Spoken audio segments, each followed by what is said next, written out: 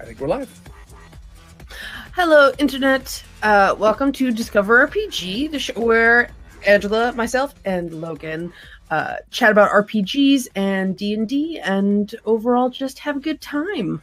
Still working on that pithy catchphrase opening thing. Angela, yourself, and Logan? There's three of us? It feels weird talking about myself in the third person, so I feel the need to clarify. No one thinks I'm some sort of like temporary announcer person. Anyway, so welcome to the show. I hope everybody had a lovely holiday. Whatever you celebrate. It has come to my attention that today's Boxing Day, which I don't celebrate. I'm not a practitioner of boxing, so I don't. But how are you doing, Logan? I'm good. I also am not a pugilist, so I don't do boxing, nor do I have servants to swap places with. So I don't, which was one of the traditional things that happened on Boxing Day. If my crazy history I learned from sitcoms actually means anything, then that was something that traditionally happened on Boxing Day. Maybe it also counts if you've played Metal Gear Solid. You sneak around under a box. That could also be an activity. Ah.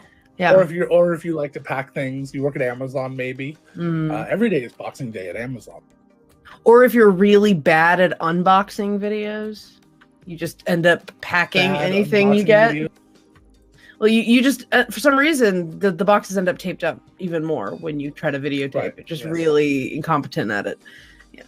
Like there's a girl online. She's disabled. She has no arms, and she does unboxing videos, and they are the most hilarious thing ever. Like she really gets into it. Oh, she uses her face and her mouth, and she just goes crazy and more power to her. It's kind of hilarious. She loves doing it, evidently. So it cracked me up. Or the guy that does unboxing videos with chainsaws. I think that one's fun. Oh gosh, that does Pretty not sure result in a. Month. I was gonna say that does not result in a product.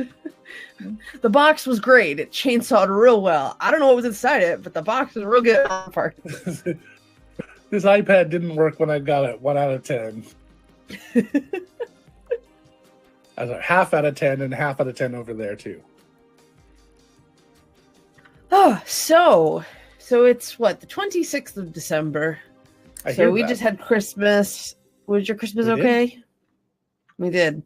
I don't know. I was so tired. Flew by. I had zero sleep. I got 12 hours last night. My body finally said, "You're gonna pass out now." I went, "Wee." Productive. That sounds productive. We didn't have a game last night because of it, which was my bad. But that's Tessa took over and did a honey heist. I heard honeys were heisted, along with our wonderful mod Fennec and a couple of other.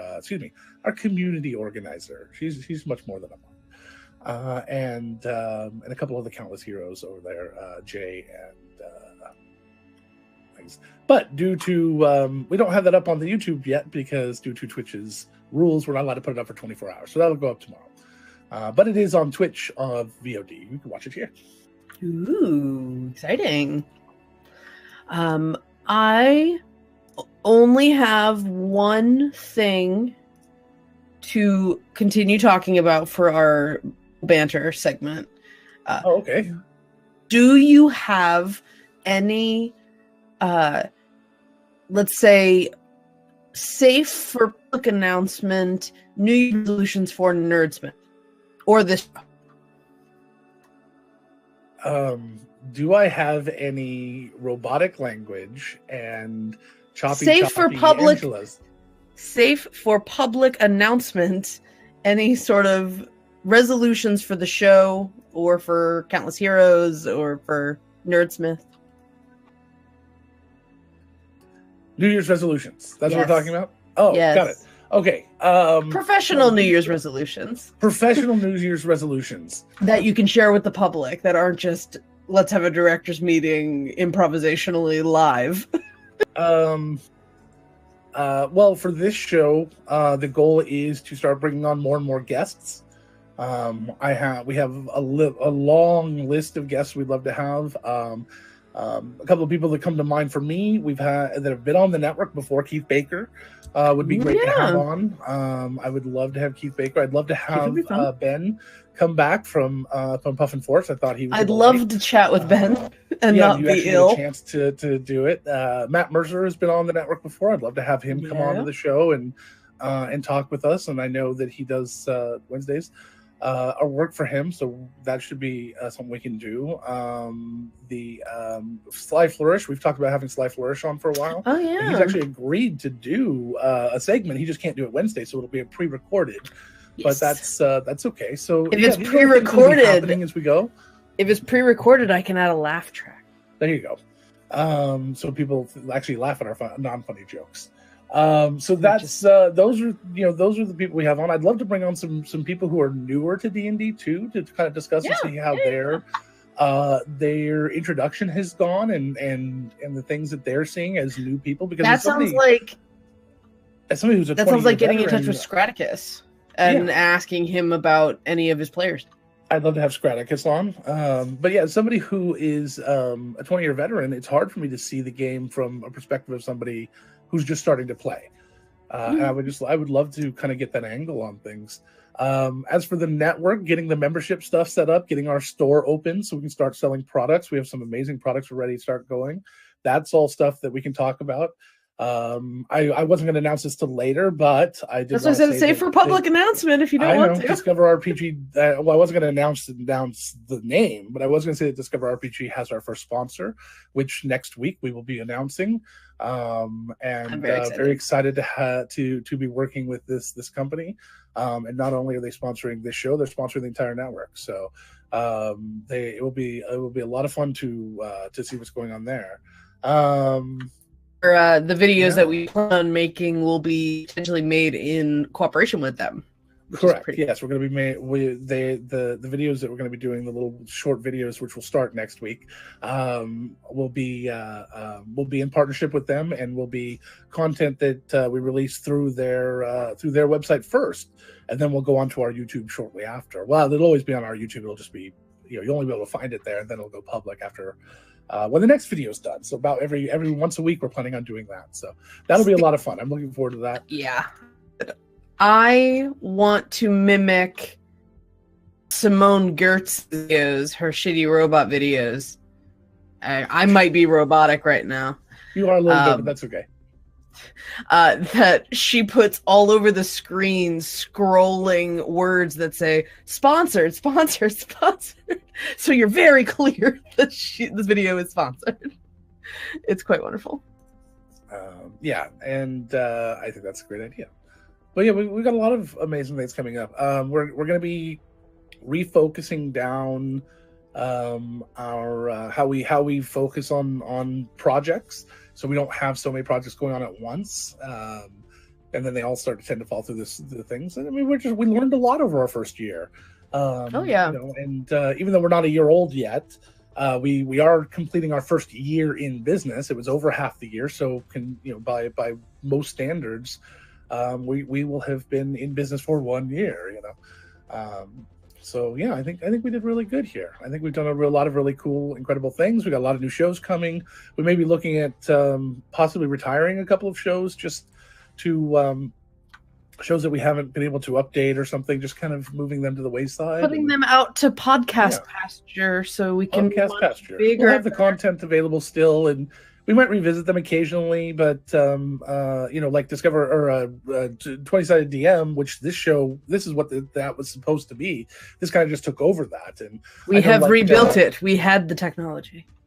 Charm and Trouble became too much of a logistical issue for them to get together. They're still planning on doing things together.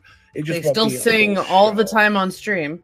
Yeah, yeah, exactly. They do other singing on stream, so you can go over there and see that. So the point is, nothing's going away, but we're just restructuring it a little bit. We've done the full the website revamp just happened over this last quarter, so that's all done. Yeah, it's all fair. We'll be doing testing over the next couple of days of our new membership system, and we've resolved one major issue with the website that was there. So we got a lot of things coming, and my focus next year is going to be on new content, new guests, and expanding our subscriber base. That's going to be the big thing. Yeah, I'm looking forward to the next sub drive. That'll be fun. Yeah, we're also going to be adding a new streaming show. We have at least one new streaming show coming to the network. Well, they're already a part of the network. We just we're working on getting all the details lined up and getting their first show done, so we can, or getting their logos and stuff done, so we can get them streaming. But they'll be probably Wednesday afternoons around 5 o'clock, right before Countless Heroes. So Wednesdays will be Nerdsmith Day. Wednesdays like our TGIF. It's gonna be great. Yes, TGIW, Twig, TWIG. Can we do TWIG? Thank Wednesday, it's God. There is a Santa Claus. Virginia. Are you there? Okay. God, it's me Wednesday. Are you there, God? It's me Wednesday. Man, all this talking about new stuff coming up makes me want to take a nap again. But we have a show. I will steal myself. Show. We're already 20 minutes into it, and we have a full session plan here. We do. I'm very. Everything is full. There's no way we're getting through all. No, we're gonna power through. I think we can get through at least most of it. Alrighty. Well, let's go ahead. Well, let's go through these real quick. Parlez-vous Infernal. We talk about D&D and language, or RPGs and language. Today, we're going to be talking a little bit about the difference between comprehending and reading, which is a nice esoteric subject. Yeah, a great way to start. The PC Farm Upstate is talking about retiring PCs mid-game. Challenge time.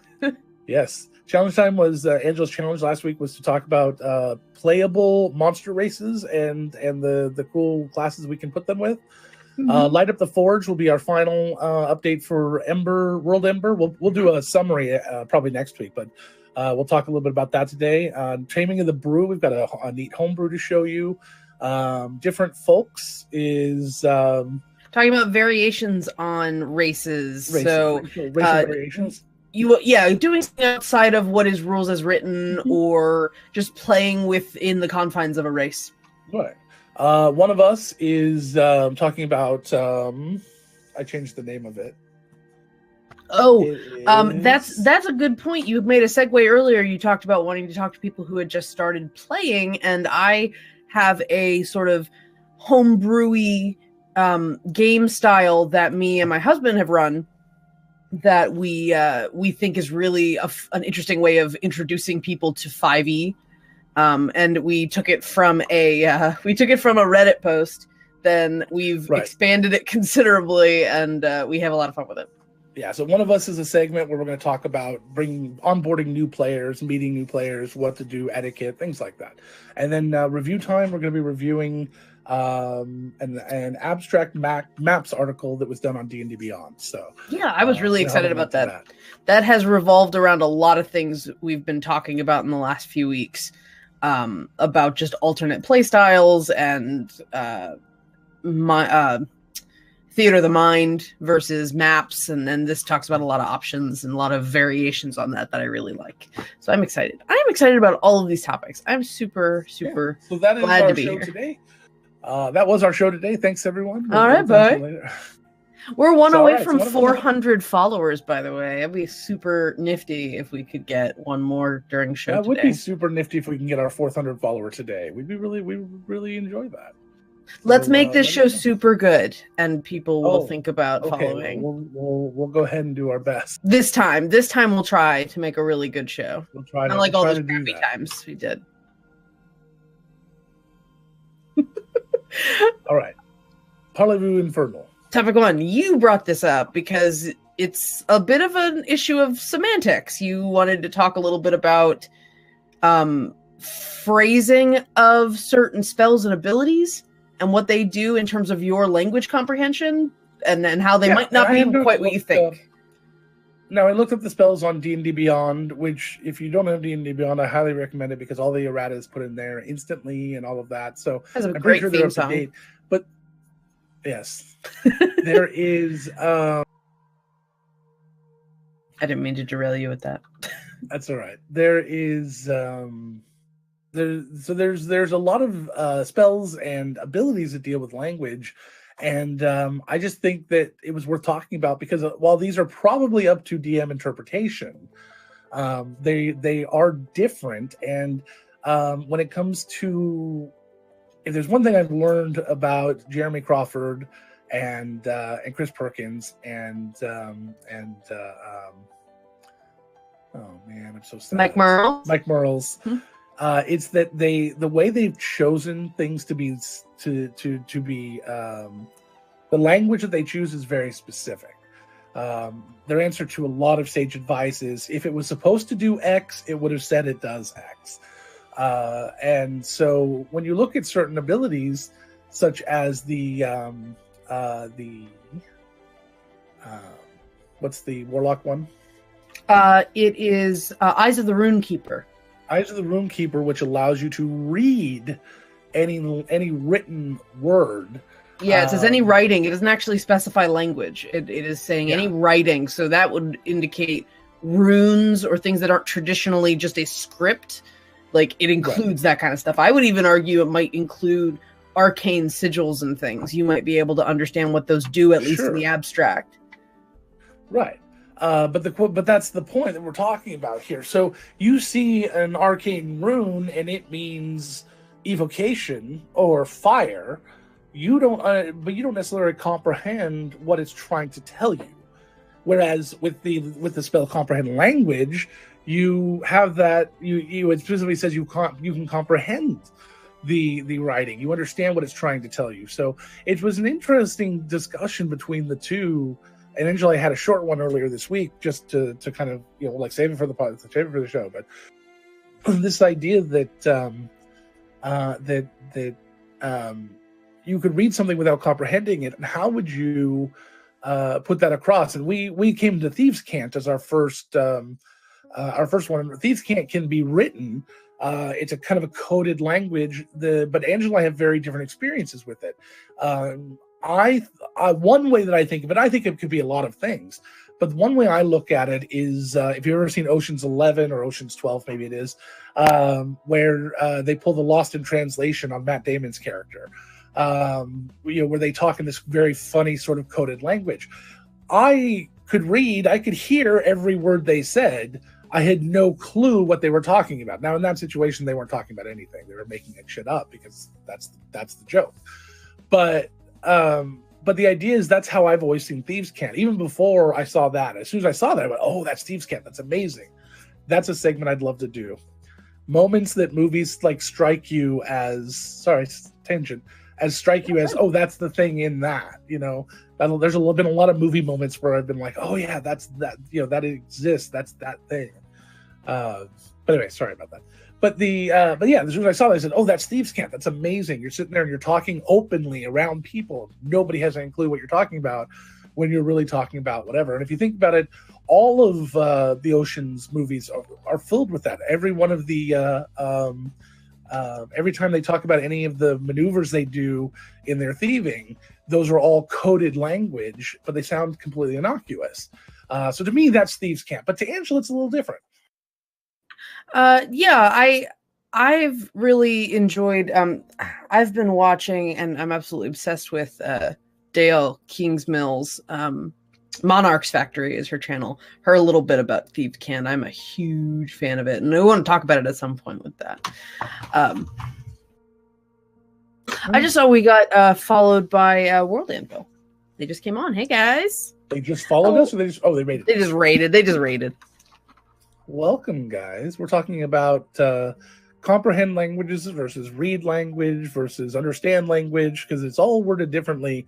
And I'm always curious about what the creators, Jeremy and Chris Perkins specifically, Mike Merles a little bit there, what they were meaning with the different language, with the different points about reading versus comprehending. Like, you can read any written language, or you can comprehend any written language. It's kind of very different wording between an ability and a spell inside of D&D 5e. There's a little more nitty-gritty into the mechanics of things than we usually get into, but this one, I'm specifically about how do you role-play that out? Yeah. There's some times when you're looking at something, and with Thieves' Cant is the easiest example, but using Thieves' Cant as an idea, it's like, okay, you can read it, you can see all the words, but you don't understand the meaning behind it. But then would comprehend languages allow you to come in and go, oh no, I understand the meaning behind the words. I understand they're talking about Jimmy down at the Jimmy down at the bakery buying a pie, but I really understand they're talking about some dude trying to kill somebody. Right. They catch on. They understand the intent behind the language, even if they don't know the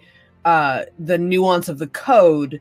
That you could potentially read it as, oh, well, yeah, you understand that their discussion right now is about an illicit activity. They want to hire somebody for a job. The other person is accepting it. There's money being exchanged. You might not understand the exact details, but you know what the intent behind that conversation is. You at least comprehend that much.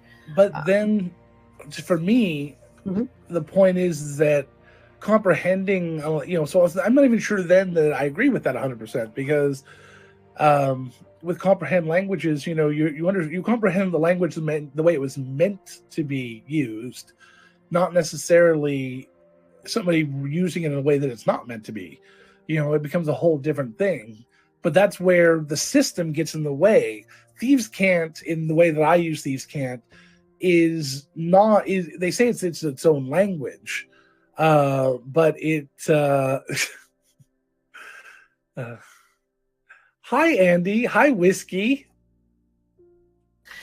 So my husband just came home and he doesn't realize that this is actually what it looks like, so you could have just walked by him and completely not on camera. We're live streaming right now, so hi. You told me not to close the door.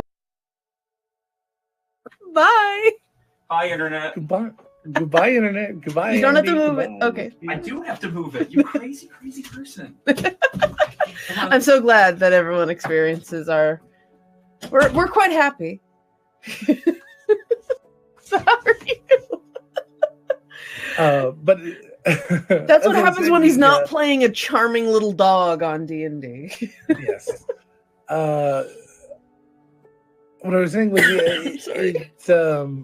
the way the language is used, to me, Thieves' Cant is a language unto itself, but it's a coded language. So no matter what language you're using, whether you're using Halfling or Thieves' Cant or Common or whatever, you're still speaking Thieves' Cant, but you need Thieves' Cant to speak in another language, and that's where it gets a little twisted for me. So for me, if you don't understand a common language with someone, it's very difficult to use Thieves' Cant with them, or it's impossible even. Okay. So, but to the spirit of the game, that's not an issue, because it's a language. It's a language they understand. So then does it become a written language? But if you get somebody who's raised by, raised in the Underdark, who comes up and happens to speak Thieves' Cant, you've got somebody who raised with High Elves, and has never met anybody else, and then all of a sudden they come together, they can both speak Thieves' Cant. That's a little weird to me. Okay. Looks like Chad and you actually agree in chat. He's like, oh shit. Oh, then I changed my mind. Everything I said was wrong. Good. I'm glad we agree. That was a very simple discussion. This is not, okay. This is our final stream. Something's gone terribly wrong in the Matrix. I mean, love you, Chad. I think this is one of those great things that you can go through the text definition of comprehend, and you can also have it waver a little bit from DM to DM. So I think it really just kind of depends on, honestly, which you want to be sort of consistent, but at the same time you can use it how you want in the moment. Something might connect, or you could be like, oh well, language roots, you kind of know a few more things than you would normally in this particular thing. But yeah. But considering that, and here's why I think Thieves' Cant works, because you and I have discussed how we view common. The only way that common truly works in the world the way that it's intended is common has to be a pidgin language. It has to be, and I love doing it like that. It has to be, for it to make sense, it has to be a culmination of, what's the language that we use here, the one that's kind of a pidgin language with several languages coming together. A Creole would count as a pidgin language. Has some French, has some Caribbean language in it, has some English in it. But not completely understood by everyone who speaks those individual languages, but they will be able to parse out words, phrases, or basic grammar, things like that. And I've always really enjoyed the idea that common is literally of course, Chad, pidgin spelled Pidgin, meaning often a language offshoot. Yeah, you could coo the whole time. A language offshoot that's often created, whether when you have cultures that are combining, whether it's for trade, that sort of thing. You need people at a dock to be able to communicate with each other, and they're from places. They might create a sort of middleman language. So the idea that common rose up, not like common is the language of the humans, but that common is the language that all of these disparate cultures put together so that they could communicate effectively with each other. So there's going to be, in the same way that English is not really a pidgin language, but the idea that English has borrowed phrases and words. We have a lot of French offshoots in our language. We have a lot of idioms that are sort of pulled from different languages. Common would have that. Common would have little words that, like, maybe you don't necessarily have to make a language, but you could add flavor to your setting by saying, well, yeah, when people are speaking common, when they're talking about mining and manufacturing things, they're using a lot of dwarvish terms. Or when they're talking about like magic, maybe there's a folk in your setting that are like the arcane casters. A lot of times elves get thrown into that, but maybe there's just a lot of elvish terms that have to do with, alchemy stuff. Like that's where all your magic science terms tend to get borrowed from. I just really love the idea of that blending, and then on that level, you do have the option to say, all right, well, in addition to common, I'm going to make human a language. If you wanted to do that, because I always felt it was kind of weird and human centric to be like, common is the thing everybody speaks, and that's what humans speak, because like humans are universal. American.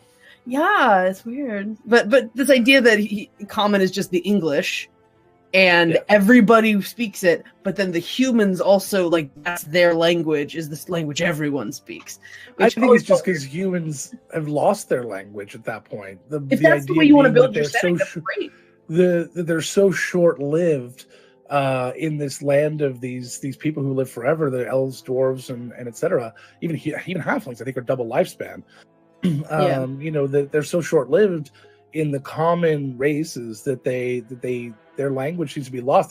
When they grew up, they just had to learn these other languages of these people that have been around for a long time. Okay, you have just sold me on the idea that you only speak common and not needing to make a human language.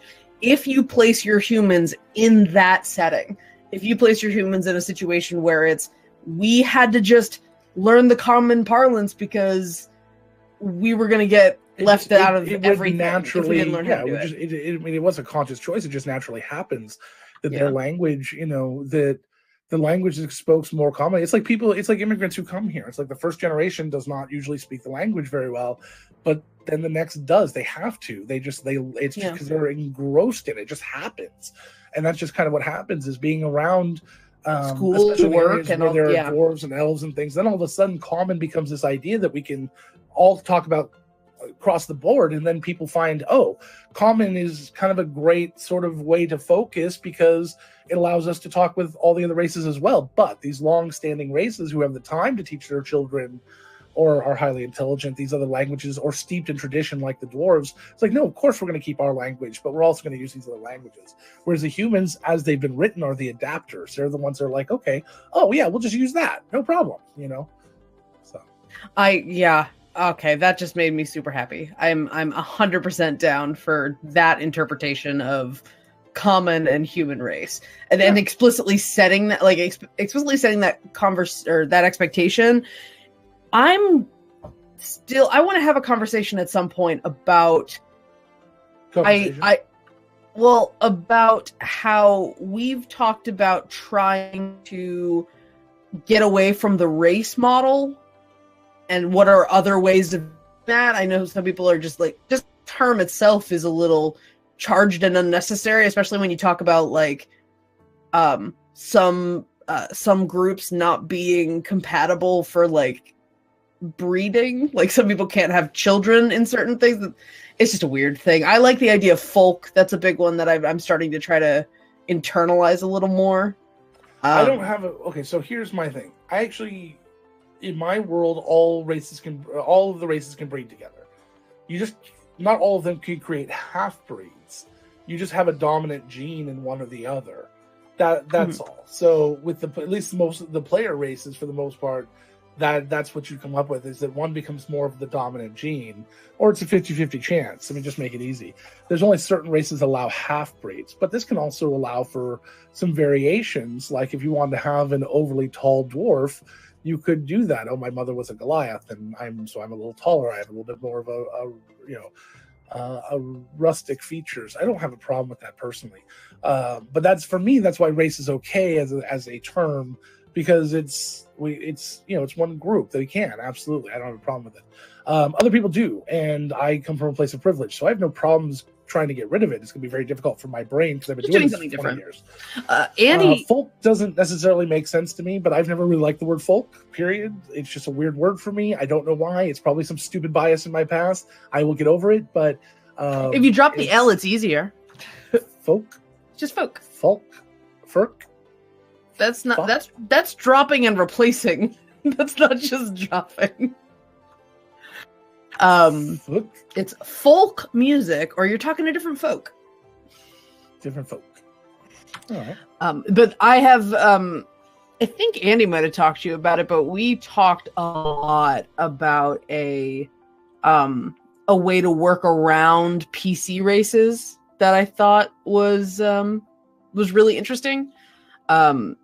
The idea of racial bonuses, if you want, and I swear the new Pathfinder's talking about doing away with race and going with cultural background, or like something like that. They're doing something. At least there was talk down the road of doing something a little more unusual, or a little just adapting in a little different direction than doing traditional races. And Andy and I have been talking a lot about heritage, I think Chad's saying. And I think that's really, really neat idea. And Andy and I have a concept, like a build that I might play around with at some point, about how to heritage is replacing race, is what you're saying? The idea that you can be any race you want, but your innate skills don't have anything to do with the kind of, like, you're a half orc or you're an elf. That's not where your skills come from. Your skills come from how you were raised and trained and what you were surrounded by. And so your culture is what dictates the kind of things you can do. Versus okay, but there are some things on the racial charts that are definitely genetic. Well, I don't know what those are going to be in the new Pathfinder. They might be changing some of that stuff up, so it's not like that. But Andy and I talk about that. This is way off the beaten path for language, but we've been talking about the idea of having everybody's unique, even within the D&D subset. You're going to have people that have different skills, different abilities, different innate, resilience. My example was half orcs that like popping back up after you get knocked down for one. It feels like a really oddly specific thing for every single half orc to be capable of doing. Like, what if you had a wizard half orc that's just like, I get bruised when I like bump into my pantry when I walk around. But what you're talking about there is their constitution. You can have a half orc with a constitution of 8, so that gives them a +2 to a 10. For a half orc, that's insanely low. That's human average for a half orc. That is insanely low for a half orc. So they do get bruised. That doesn't remove the idea that every half orc for generations, the ones that survive are the ones that can get back up. The ones that keep going are the ones that can get back up. Sure. In a society of fighters, I see that as a genetic ability. I have no problems with that being something that you would carry with you. Sure, but in the world building that we were discussing, you would have something more akin to, you could have a human who is just over time trained and like basically a bodybuilder, and they should have the right to have super high carry capacity. So this idea that you could say, okay, I want to play a human, but then look at any of the racial groupings that within reason, and you just pick a different set of racial skills. So it's not about what kind of person you are, it's about or rather, it's not about what kind of race you are. It's about what kind of person you are. And there can be so much variation within a population that you're allowing people to do that. So a human that goes, okay, I would like to take the Goliath abilities. Like, all right, you've got cold resistance and you have, because you live up in the mountains and you're just a bodybuilder dude. So you get that stuff. The idea of allowing a little bit more variation within the race choices, is an idea that we're still kicking the tires on to see how that would play out. But the idea is to allow people, that's the idea of allowing people to play literally whatever the heck they want, however the heck they want, if they don't want to necessarily be like, I want to be a magic user or I want to be an archer. Well, you better play elf because that's what's in the book. It's like, no, let them play with however the configuration they want to. If that's the world you want with that anyway, but sure. If you're a min-maxer, sure, that's the way you want to go. But if you're not concerned too much about min-maxing, you've got a good DM, it shouldn't matter what you play in the book as is. I'm not opposed to the idea of somebody having an anomaly here and there that, they're heroes. That's the point. You think of John Henry, it's like he was an anomaly. He's the hero. He's a folk hero because he was an anomaly. He had this huge strength. And I don't have a problem with that. And we could, you could tweak races all day long. I like the idea of some of that kind of being in, but that does not change the idea that a race could be have a predisposition. Oh no, I'm not saying doing this because the old way is wrong. It's just an alternative option. The idea that basically what I'm saying though is that if there is nothing to differentiate the races other than their look, then they've lost all their culture. They've lost everything they are. Depends on the game you're playing. So if you remove all of that, I guess. I'm talking about like completely removing it from the Forgotten Realms style thing, just doing something completely different. That's all. I'm still workshopping it. It's not. This isn't the completely. Sure. This was not even something I was. No. It's partially inspired by the Pathfinders doing a heritage thing. This whole time I've been talking about the thing I've been thinking of just playing around with. I'm sorry. That's okay. I thought we were talking about Pathfinder things specifically. No. I still, I'd love to hear more about it. I'm just my thing is that if every race can have everything, then no race has anything. They don't become special in any way at that. Right. That is for a character creation PC, system. I have no problems. Yeah, this was for character creation. This was for PCs. Oh, okay. This was for letting people not feel if you're playing a game where people don't want to feel constrained by, because we've had people come to us before that are like, I want to play something that is so off the beaten path what the book says. Yeah, like I want to play. Let me find a good example of like, I want to play a badger person. We don't have a badger person that you can play, but you just pick whatever you want for the character. It's just about like letting them play out whatever they want. If you're playing sort of a more loose with the rules kind of game. So I have, and the badger person's an interesting thought.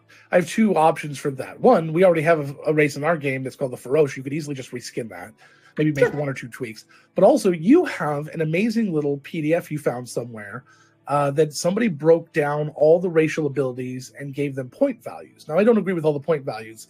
But the idea is with that, you could easily have people swap out racial traits. Like, I want to give this up, but I want to gain that. Mm-hmm. And as long as the point values about match, it should be still fairly well balanced, as long as they're not doing it for a min-maxing reason. Yeah, I just looked it up.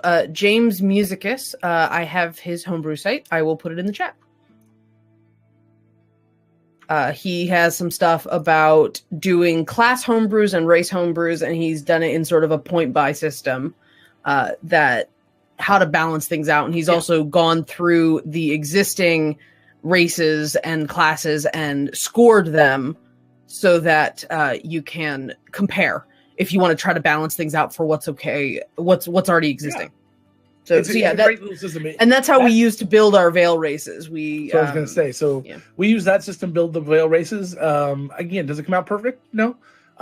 We have tweaked the Veil races a little bit since then. So technically, by that chart, I believe the chitin are a little bit higher point value than anyone else. but after looking at them, it was like in actual play they were not that powerful. We gave them some fun things. Yeah, we gave them some fun things, but yeah, in the end, they're okay. We gave them their armor. The strength is their armor. We gave them the ability to. We basically gave them the first level or one of the later level barbarian totem abilities, the flying ability, basically saying that you jump in the air, 30-foot fly speed, you have to land on something at the end of that movement or you start falling. It's the barbarian hawk ability, I believe it is. The hawk eagle. totem. I think it's eagle. Eagle. But yes, but the idea that, we've talked about, I've talked about this before, that the barbarian, all their really intense stuff happens really early on in the totem. And then the other stuff sort of seems like, oh, that's fun. I guess that's okay. But like the meat of it is at the beginning. Like the first level you take in totem gives you that complete resistance or a huge carrying capacity. Like you get all that stuff right at the front, and then all the other stuff kind of seems like gravy.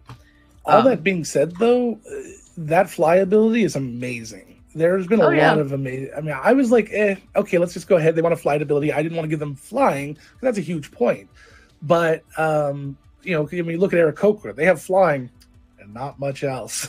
But I didn't want to do that to the chitin. But they're like, oh, we want to have some sort of flight. I'm like, well, this idea that they've outgrown the need to fly like that, and they're way too big. They're just way too big. It's just not, But this idea they can kind of flutter around or like get a little bit up and go for a little bit.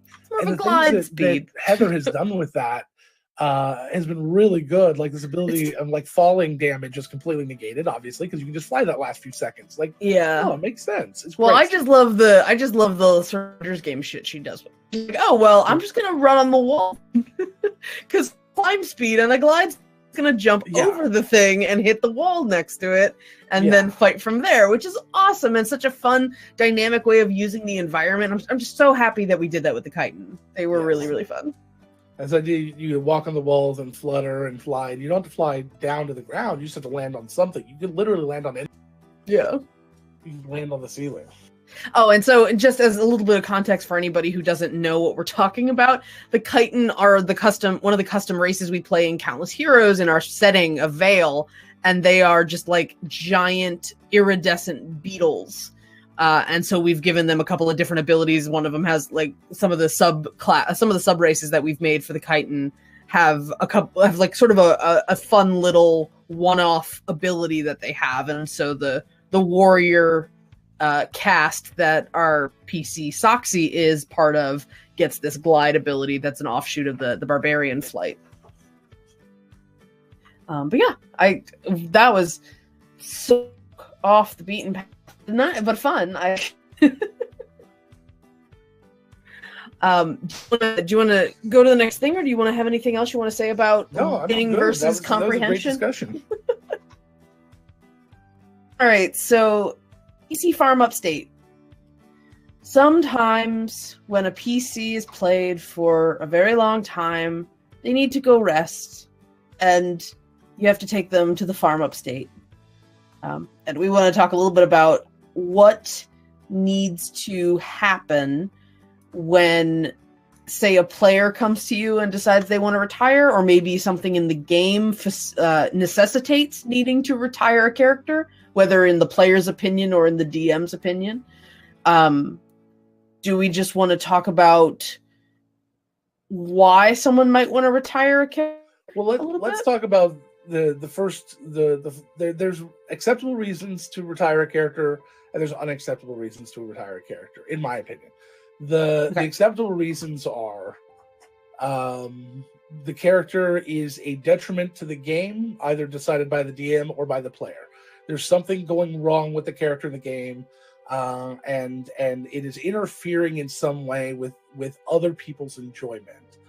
The other thing is that the player, it is interfering with their enjoyment, that the character has been possibly hurt in a way that they now can no longer see that character in the light that they enjoy playing them, that they feel it's a slog, that they have to drag themselves to the table every week.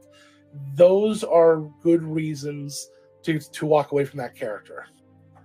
Bad reasons to walk away from that character is I just got this new Splat book and I want to play this. I want to play X now, or I want to play Y now. To me, that is a poor reason to decide to change a character. Now, if the player, and I've had players that have just always wanted to constantly change. I used to be a player that liked to change a lot because I could never really decide on what I wanted to do. But I went into my first AD&D game and they were very specific that you could not change characters unless you died. Well, I was the first heavy role player that they had in that group. Evidently, everybody else was mostly min-maxers and dungeon crawlers, and I didn't know that going into it. But my character, after about 3 levels, so about 8 or 9 sessions, about a month's worth of, or a year's worth of play, for the first time in her life as a wood elf, had come across other wood elves and fell in love with the culture. And we did a lot of heavy role play with the group. And I went to the DM afterwards and I said, I don't see her wanting to leave. I don't see this happening. I mean, I want to keep playing her, but she wouldn't leave. She just found her people. And he said, well, that's okay. We can change your character. And evidently, the guy who they made the rule about not allowing to change characters anymore threw a big hissy fit because I was changing my character and I hadn't died. And the DM kind of had to smack him down and says, no, he's changing for roleplay reasons. And that's the other acceptable way. Is if you come to me and you go, my character, this is it. This character is no longer going to stay. This character has found something better than the adventuring life that they are on. And I didn't know about the character up front. I had no idea that she was looking for her family. But it came, we'd run into other elves and dwarves and seen all this culture and this beauty and went, well, where's my people? Where do I belong? And then having found that, it was decided to change. So those are good reasons to change, in my opinion. Yeah. And without going into too much detail, we've had a few reasons why we have our players. Happened. Yeah, those are examples drawn directly all from. All of those happen in the past 20 weeks, which has been a fabulous kind of crash course into character transition. I think that it also depends a little bit on the nature of the campaign you're running. If you're doing something a little more loosey-goosey, then I think you can get away with more frequent character flipping. If you're just trying to sort of explore the breadth of possibilities and your storyline is not such that you're building it for those characters, then you could probably get away with doing that a little more often. But I mean, it's been our experience that you're catering your story to the characters that your players are bringing to the table. So you're trying to make sure that they are getting something that directly engages with them. And hopefully you get that stuff done before someone decides they want to trade out. And hopefully you're engaging them enough they don't want to trade out. But right. It'll happen. One of my previous DMs decided that they were going to run the world's longest hallways. World's longest dungeon, which was a Splat book that was put out that was this thick. I shit you not. It came with 16 maps, and these maps were not normal size. These maps were like squares were like that big. It was literally as a normal a grid map put out by Chessex, the big one, 32-inch one. Each one of those 16 maps was 4 of those maps. I think it might have been 8. The point is, it was fucking huge. We went into that with 2 backup characters pre-made because you get locked in this dungeon and you have to live in this dungeon till level 20. And that's basically it. And they're like, no. You need to have this. Literally, the first map is just hallways after hallways connecting and intertwining. Makes no sense, and most of them are trapped for first-level characters with very high-level traps. There was no surviving if you just accidentally stepped on one. It was ridiculous. It was stupid. It was sort of fun. We gave up after 2 or 3 maps, but it just kept going on and on for a very long time. Evidently, later on, there's a lot of really fun stuff, but back in the beginning, it was not that much fun. Anyway, but the point is, that's a game where you go in, you go, okay, yeah, we're going to role play, we're going to get to know each other, but we're also going to have some backup characters for other people wandering through this dungeon because that's what you have to do. Okay, now I want to run a game. I want to run a game that takes place in a dungeon, but the dungeon is your world. So there's going to be little, hovels where people live. There's going to be little shops where someone's like, "Hey, dude, we're all stuck in here. I might as well sell what I have." Or like little skeleton villages. I think there was a whole city inside, a little mini village inside of the dungeon somewhere. Because nobody could figure out how to get out. It's huge. Yeah, I just want like a little skeleton village. I just live here. Anyway, so that is a good example of a game where you don't need to necessarily a great example. I mean, that's an extreme example, but yeah. Fennec, I'm imagining the happiest Dark Souls ever. But yes, Dark Souls, but D&D. Everyone's stuck in this dungeon together. So but the big thing I was going to say was one of the things. The reason why I want to bring this up is because I just had to change one of my rules. Normally in a game, if somebody leaves like that, I have no problems with them deciding to come back with that character later. But I just had to change that rule because with 16 players, I've already had 2 had to leave, and one person said they kind of needed a break. And I was like, okay, but the problem is if that person leaves, I need them to be gone because I can no longer, having already had to do that for 2 players and then a third and now possibly a fourth, I can no longer try to keep the game relevant for all the characters that are leaving just on the off chance they might come back. And sure, you're dancing a very complicated bit of choreography here where you have things planned down the road and you have so the goal then becomes working on making sure that the story is as engaging for those players as possible so that they don't want to leave, but then also finding that time to share with everybody else who's completely fine with the characters they're currently playing. Exactly. Thank you for our 400th follower. Oh, who's our 400th follower? Sure, Jokapwai. I don't know if that's a full word or if there's some like pieces, but thank you so much for the follow. You are our 400th follow, which I don't have a present for you, but hooray! Thank you. Some confetti went off in my brain. Hooray! How is it different than every other day? This stuff was glittery confetti. Oh, that's a rarity. That's going to be there forever now. Yep, all on the inside of my skull. Oh, just lighting it. You ever have that sensation when you open your brain up later, like, what is going on in here? When you like think about bugs for too long and then your skin starts crawling, that's happening on the inside of my skull right now. Anyway, did we actually get to a point here yet? I don't. Okay, so we talked about the reasons that some people might want to retire a character. Sure. We're doing like the who, what, where, why of this. What about how to transition somebody out of a character? Do you have any particular I mean, there are some, they might seem obvious to us, but I wonder if maybe breaking down a little bit what that process feels like. Find the moment. Normally, I want people to stay till the end of an arc. I want them to be some sort of completion. I want them to get that point. I don't want them to just walk away. I don't want them to be like, I'm done. Something needs to have happened. There needs to be a reason why that character wants to leave. And if something has already happened, maybe it was a while ago, let them have some sort of confrontation, not necessarily like PvP level, but let them sit and have that moment, even if it's with another people. Like, I can't deal with this person anymore. I can't deal with this living, day to day, possibly dying every day. Let them sit down and have that moment and say goodbye.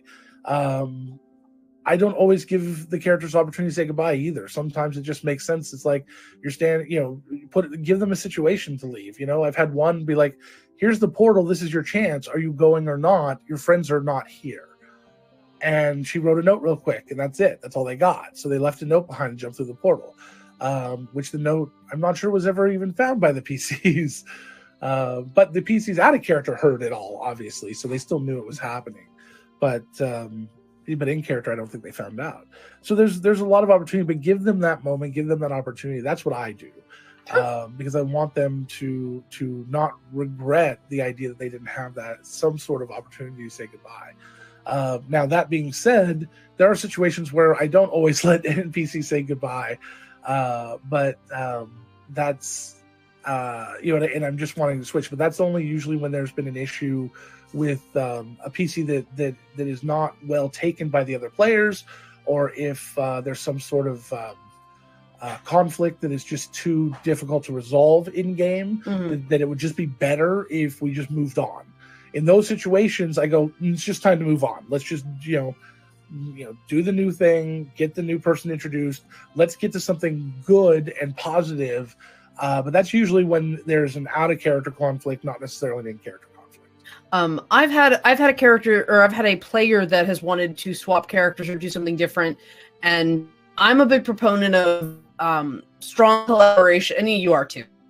Like I said, this feels obvious, but just say I'm a strong proponent of collaborating between the DM and the player to figure out the best situation to, one, remove them, but two, also to transition into this new character and why they're around, why they're joining this group. The player, and this was in a Dresden Files Fate game that I ran. The player was just getting really frustrated, and he felt like he wasn't getting a lot of experience as his character. He's just, everyone's shutting down my ideas, and I don't feel like he's doing anything. And my he was sort of it was kind of like a warlocky thing. He had a patron, and his relationship to his patron wasn't really great, and he was frustrated. I wasn't running that particular, I was co-DMing with somebody, and the way that he was running it with his character, the patron just didn't have the relationship he thought he had with this god that he worshipped. And so one of the things that we did to try to we basically respect his whole character. We said, all right, well, you like the character, you just don't like how it's playing right now. Well, why don't we do something different? So we had the game ended before we actually ended up doing this, but we came up with the whole plan that we were going to turn him into a werewolf. And then he was completely stripping everything else away, and he was going to, essentially a werewolf, a were-dog. And one of the PCs, one of my DM NPC that I played was also a were-dog. And so that was going to be a new facet of his and her relationship was going to be, all right, you're one of these now. I got to teach you how to be this. And so it was basically crafting a whole new storyline for the same character by letting something very dramatic change his character model. And that was one way that we sort of fixed it. Rather than him cutting and running with a character and just bringing someone new in, we let him keep his character and just did something, gave him a storyline that let him completely respec his character. So he felt like it was a new thing for him to do, but he didn't feel like he was behind everybody else because he was a brand new person trying to get to know everybody. He just got to have a new path in his life. So that's how we sort of worked on retiring a character build rather than just a character. I like it. But I think in general, nothing intrinsically wrong with someone feeling like they want to swap characters. And like you had listed, there's a lot of reasons why someone might want to, whether that's in or out of game. It's just needing to find, if people care about that, or if that's something you care about, finding out how to get that transition to be as smooth as possible and feel maybe not earned, but feel like it fits with the flow of your game and doesn't necessarily bring attention to itself that this person got pissed and didn't want to play this character anymore. Right. Finding a story beat, like you'd said, find a beat where that fits. That can really reinforce everybody's buy into the game, oddly enough. I think we experienced that a little bit in Countless.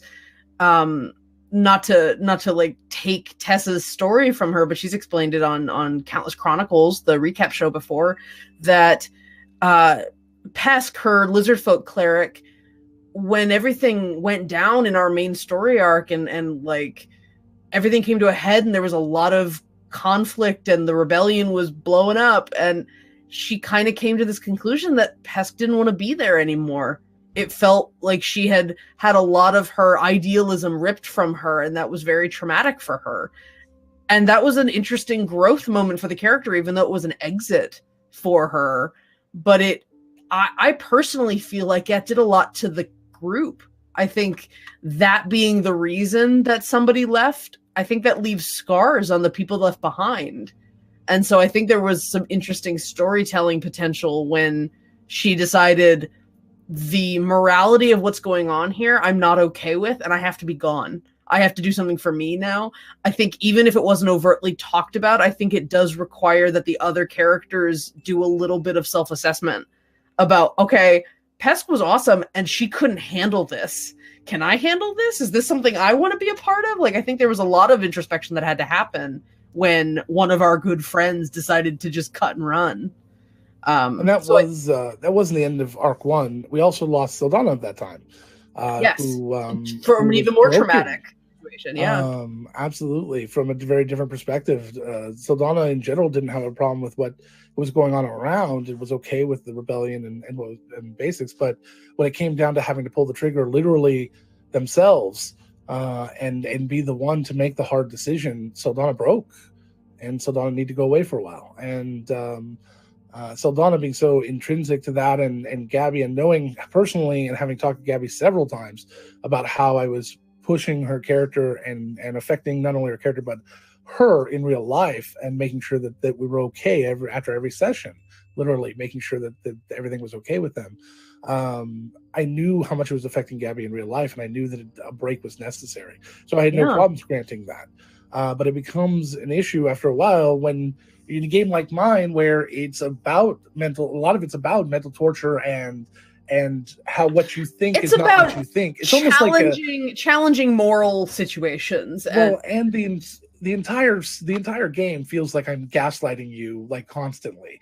And it just feels like I'm like, here's what A and B are. Sure, that's what they are. And then later you find out, oh no, it was actually B and A, or now there's a C, and all these things that, like, I tell you that things are one way and then they turn out not to be that way. It feels bad. Now, granted, it's the perspectives of each of those PCs in general, but being the only person that knows the whole story, that's what it feels like. And I'm starting to realize that's why it feels like I'm hurting you, but that's what storytellers do. The idea is that they want to, they're trying to tell a story, and misleading is a powerful tool in that toolbox. Well, and a lot of the NPCs that we deal with in the game have very different morality than what we do, and have very different perspectives on let me see if I can say this, what they do means. Like the importance of everything that they do, the implications of everything they do, the morality of it. They have different opinions on that. And so when we are interacting, we're not necessarily all interacting on an even playing field with these characters. They're not being upfront, or their worldview is just so vastly skewed from ours that it can be very hard to interpret what's going on. We make a lot of assumptions and find later that that's not what's happening. I try to explore in a lot of these characters. I try to explore the mistakes I've made in life, the ones I'm familiar with, because you write what you know, and not sharing information that was kind of important and crucial was a mistake I've made many times in my life. Going, I really should tell this person this, but I'm scared, or I don't want to. What if they don't like me anymore? All of those thoughts. That's Pinball right there. Pinball had a lot of information that he could have shared. It wasn't Pinball that told you guys the truth. It was Jastra, and Jastra was shat on for it. And that's what Pinball was afraid of. That moment, what happened to Jastra after she shared that information, being left in front of the castle, abandoned by all of her friends because she dared to tell the truth and try to fix the mistake she made, is exactly why Pinball didn't tell you guys all the whole truth. And it was so funny to see it play out like that when the group as a whole is like, we have this, it seems like a lot feel like, oh, we're superior to a lot of these people because we would never do these things and we would never act like this. But you did. A lot of the players in that moment, even the person that Jasper was sleeping with, left and turned their back on her because she revealed the truth, not realizing how hard that must have been for her in the moment, only then realizing it later. And it was hard for me too to finally reveal that, and I was not sure which of the three were going to do it. And I know we're talking a lot about the game that many people may not have seen. I apologize, but this idea that I try to play the NPCs the way that I look at the world sometimes, and how things can be difficult, and different NPCs have different abilities. There's some NPCs I have in this world that would have been like, yeah, we did it, screw you, and that would have been them. And like, yeah, we did this, we screwed this, we did this, yeah, here's all the information. But these people were trying to be their friends, and they all three of them, if you look at it, are friends in very different ways. They all are trying to become, so when you have NPCs in similar situations, that's kind of what I try to look at there. Anyway, that was a complete tangent. I apologize. Every single one of these have had complete tangents. It's okay. I think there's more to talk about PC, let's call it PC transition, for lack of a better phrase, moving on to a different PC. But I think I want to think about it a little bit more. What sort of basic outline of we've talked about the reasons for why someone might want to swap out, techniques for swapping people out, ways of making that transition feel smooth. And then I think we've talked a little bit about the warning signs. Like, you can tell when someone's hitting the breaking point, maybe facilitating them, making them not feel like they're trapped in a situation that they don't want to be in. If you are capable, if you can swap a PC and you're okay with people doing that, make sure they know that's an option so that they don't feel trapped and like the game, like don't let them feel like the game is the problem if it doesn't have to be. If the problem is just what they're playing and what they're feeling like they're stuck playing, you can, as a DM, one of your jobs is to help your players have fun. So if helps them, see what you can do. Try to resolve whatever issue they're having first. A lot of times what I found is the issue is PC related. Like my PC doesn't get along with this PC. And it become interpersonal. Absolutely. One of the things I've done to resolve that is I have in our game, which is 10 sessions in 2 weeks, but I have a 2-week rule. If there is an inter-party conflict, or if we introduce a new PC and let's say they have a bias against half-orcs, let's say. Weird. That's such a weird example to conjure. It's almost like one of us experienced the shitty end of that. I'm fine. I promise. So let's say they're racist against half-orcs. My rule is you have 2 weeks to fix that, which is about 4 sessions for them to play. So about a month's worth in a normal game. So without all the extra players that I have.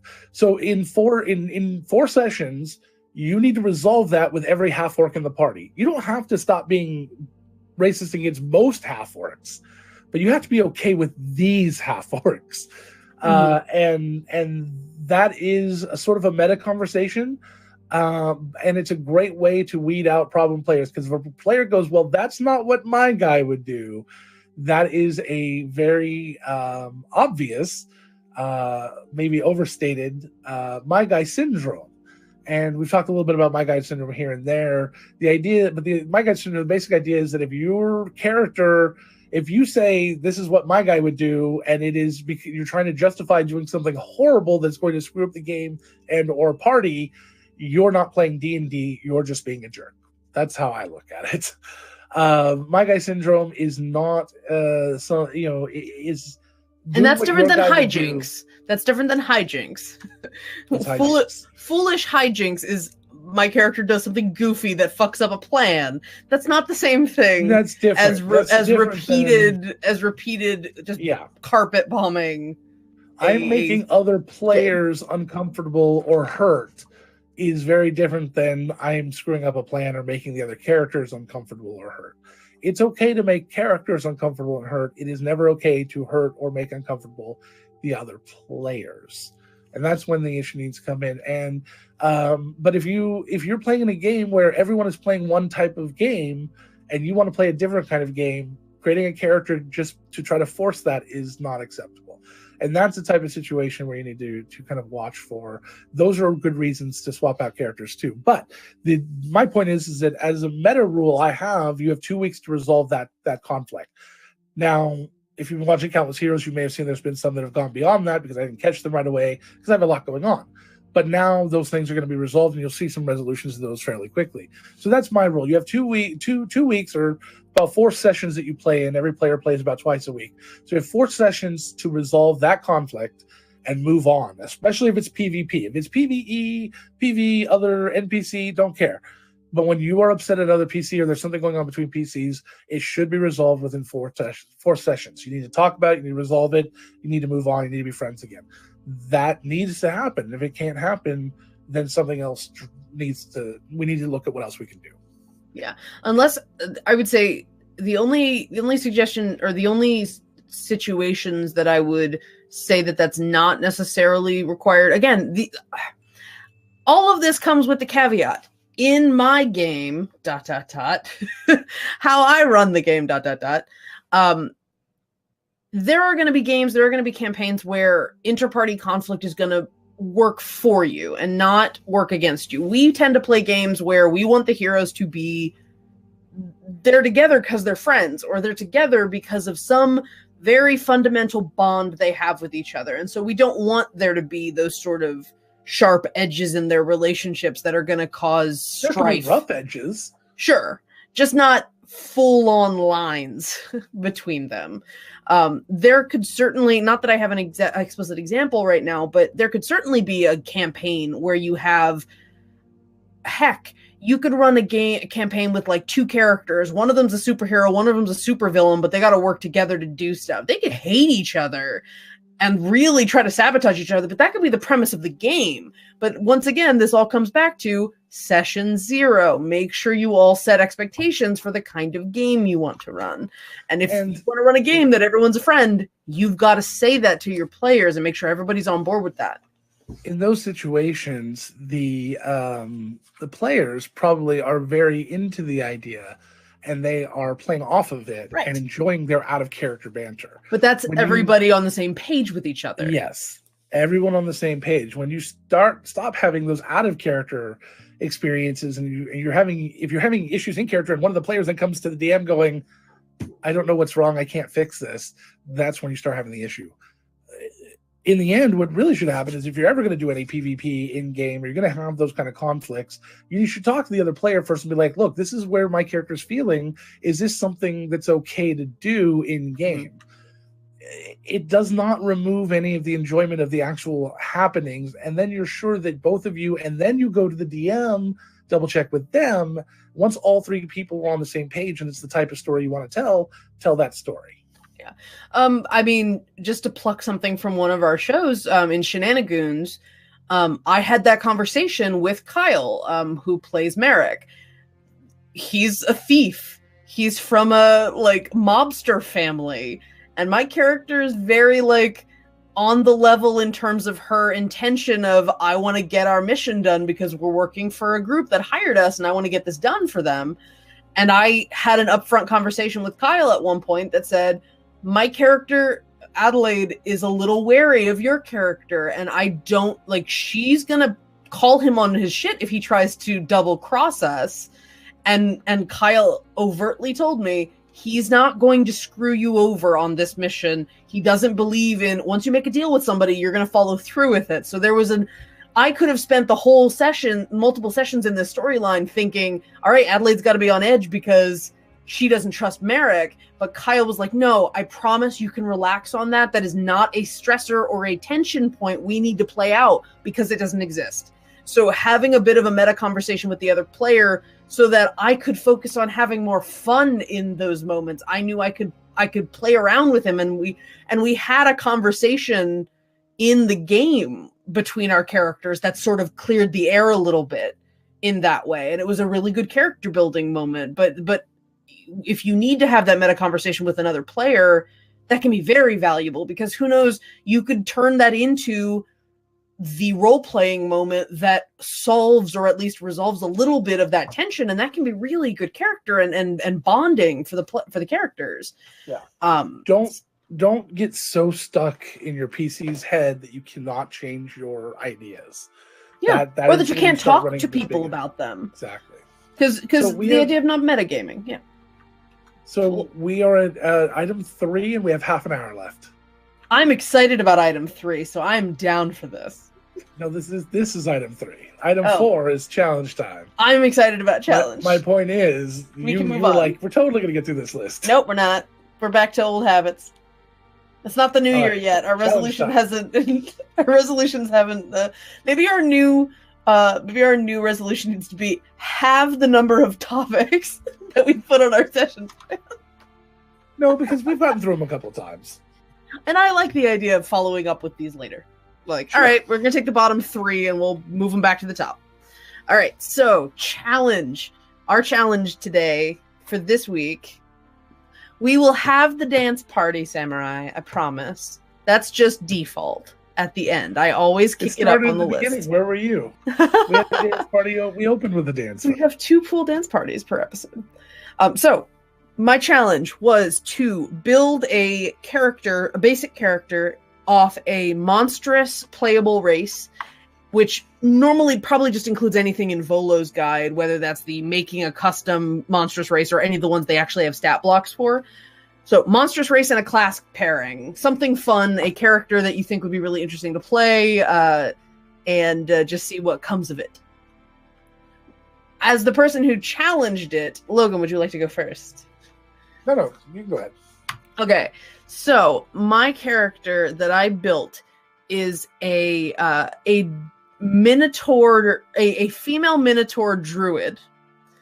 I really liked this idea of and it was a purely visual thing that inspired this. I liked this idea of a druid, or the minotaurs, the idea that it's like a tribe of minotaurs, and the females don't have as big of a horn as the males do. It'd be like they have little horns, and that she's grown these thorns in the shape of giant minotaur horns that she has on her head. I just really love this visual.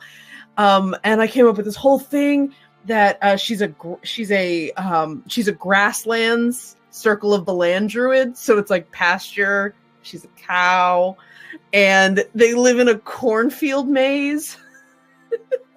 and she had a southern accent. I'm like, oh my god, I made a cowgirl, like a literal cowgirl. But I just really like this idea of a druid spellcaster minotaur. I think minotaurs often are put into these sort of like brutish roles, and I like this idea of this character who gets a lot of I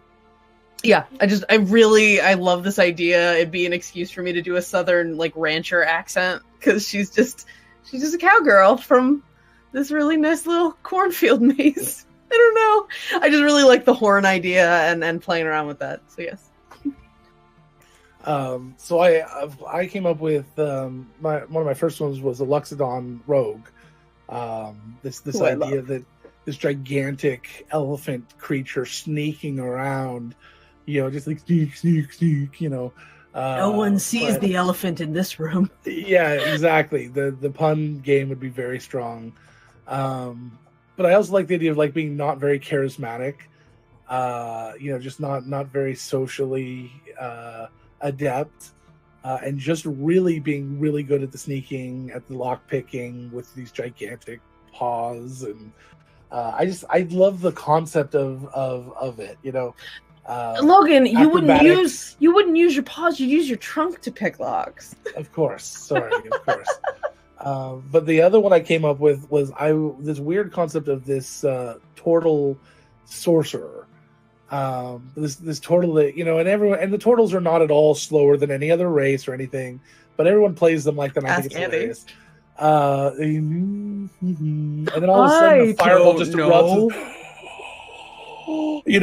Like just shocked by all the abilities that it has, and not understanding where it comes from, and it just kind of innately happens around them. I just thought that was kind of an interesting concept. Yes. No, I really enjoy that. I hadn't thought about a class for it, but I really wanted to come up with something for the Yuan-Ti. I think they're potentially pretty fun. I could. It depends on what you have mixed up. I've created a couple of Yuan-Ti. It's tough to get them in anywhere because their background is so rigid and so evil. It's just hard to kind of stick them in anywhere. I was thinking a tabaxi that likes to swim would be fun. Like a really good athletic swimming tabaxi. I don't know. I had a lot of weird ones out there. I did think about heights. Oh no! A penguin or a coker that you give them a swim speed instead of a fly speed would be pretty That's fun. later. We're not talking about that now. Oh damn it! Well, it's a preview for a later subject. But I also came up with a hobgoblin wizard, which so like a strategist, like a like macro strategist, someone who plays everything they do, they play it as if it's like a strategy game. I think that would be fun. Yeah. So tell us what your favorite race class combinations are for the monstrous races, playable races. Heck yeah. And Build I am something. going to take the next challenge since I came up with it. We talked about it already. Do it. But I came up with it. So I'm going to take this one another step further, and I want us to come up with our favorite monster race combination and what we think might be fun to play, not playable race. So anything goes, anything from the monster manual goes. Or any of the books. Any of the monsters at all. So if you need an example, I have an example just off the top of my head that I probably won't go with. Gelatinous cube assassin. I think that's amazing. You just sit in a room and wait. It's a clear gelatinous cube. They just sit in a room and wait for people to accidentally walk into the closet and then they eat them. How do you accidentally walk into a closet? It's dark. Well, no, you accidentally walk into the cube that's in the closet. Like it is taking up the entirety of the closet. It's a walk-in. A 10 by 10 walk-in closet. All right. So tell us what your favorite, what you think would be a very unique monster and class combination. Yes. Either here in the chat or on our Twitter. You can add us at Discover RPG Show and share that with us. And maybe next week we'll pick out a couple and we will share them here from different people. Very true. If you want, let's make up a hashtag. If you want to use a hashtag for it, you can call it Discover RPG Challenge. Because then we'll just look through and we can find those. But you can also ping us. I'll put a DRPG Challenge. I will put a post up on our Twitch prompting people for ideas, so you guys can comment. Yeah. And we'll take a couple of our favorites and we'll share them on next week's show, along with a shout out to the people that shared them. Sounds perfect. I love my cowgirl, and I will one day play her. I think, I'm looking forward to that one. All right, light up the forge, Angela. Tell us a little bit about our last week of the World Ember. Emberween. Emberween. It's not Emberween. World Ember. So World Anvil is running their writing challenge for the month of December. We are on the 26th of December, and it runs till the 31st. We are, as Nerdsmith, specifically at Countless Heroes, multiple members of our team, our scribe team, are participating. We have at least 2 of us who have hit the 10,000 word mark and exceeded it. And we are super excited. There are a bunch of, if you're somebody who likes to cram a lot of work, like you're a NaNoWriMo person, National Novel Writing Month person, who starts with a week to go to write your 50,000 word novel. If you like to do that, you can, secondhand. Should I just post something to World Anvil? I can just post to the actual website. Anyway, we are currently working on a few articles,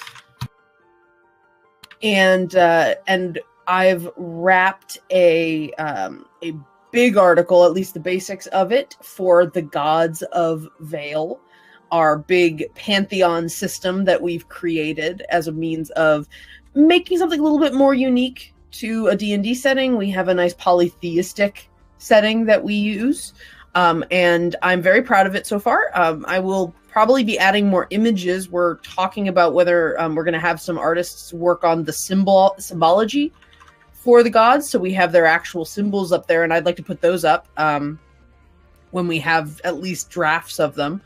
But I'll put a link in the chat to our Gods of Vale, and not to plug it, but there are contests for articles. So if anybody goes to the link that I put in the chat and is already on World Anvil, if you could like the article, because I'd love to be thrown in. I'd love to throw my hat in the ring as a potential contender for the I believe it's a tradition or a religion article. Also, what about the Goa article? Are we going to put that out there as well? I'm still working on the Goa article. Okay. I will get it done this week, and so that will also be out there. That will have a people or ethnicity or race. I'm trying to remember what the article type is. Oh. So yeah, I'm super proud of that article. I'm really excited to continue working in World Anvil. This month has been a really fun sort of crash course in how to use it. We've also been putting a ton of episode summaries up. We're going to start using that exclusively. And so if you go onto our channel, you can find us. We have a fun little vanity URL, nerdsmith.org/ch World Anvil will take you to our whole World of Vale area. And we've got a bunch of the episode summaries. So if you want to catch up on what's been going on for the last couple weeks in game, you can find those there. Those are going to be, I'm really happy with how those articles are coming out. The episodes, the plot summary articles. But those will always be coming out. Like those are just going to be constantly churned out as Heather and I work on them. Perfect. Excellent. Yeah. All right. So check out worldanvil.com. They are amazing. Good friends of the network. And we love them very much. And Secondhand Samurai's out there, and he is a part of their group. He works for World Anvil, and he's amazing too.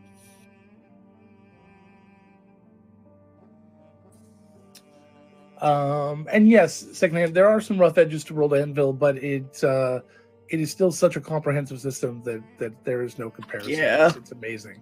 I'm super happy with it. Rough edges are so minor.